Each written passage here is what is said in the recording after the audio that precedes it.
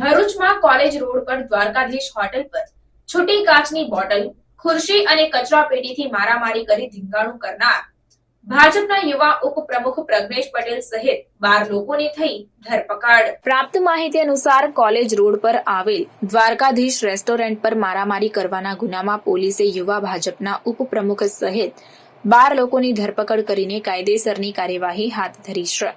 આપણે અવારનવાર જોતા હોઈએ છીએ કે રાજકીય પક્ષોના કાર્યકર્તા કે હોદ્દેદારો કથિત રીતે દાદાગીરી કરતા હોય છે। આ સાથે આવી અનેક ઘટનાના વિડીયો પણ સામે આવતા હોય છે, ત્યારે આવી જ એક ઘટના બની છે ભરૂચમાં।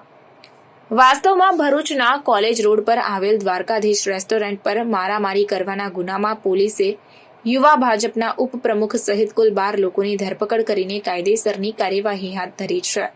ભરૂચના કોલેજ રોડ પર આવેલા દ્વારકાધીશ રેસ્ટોરન્ટ પર મારામારી કેસમાં પોલીસ મોટી કાર્યવાહી કરી છે। વાસ્તવમાં કોલેજ રોડ પર આવેલા દ્વારકાધીશ રેસ્ટોરન્ટ પર પાનની દુકાનમાં તાજેતરમાં કોઈ બાબતે મારામારી થઈ હતી। પ્રાર્થના સંદેશ ન્યૂઝની તમામ લેટેસ્ટ અપડેટ્સ માટે ચેનલને હમણાં જ લાઇક, શેર અને સબસ્ક્રાઇબ કરો।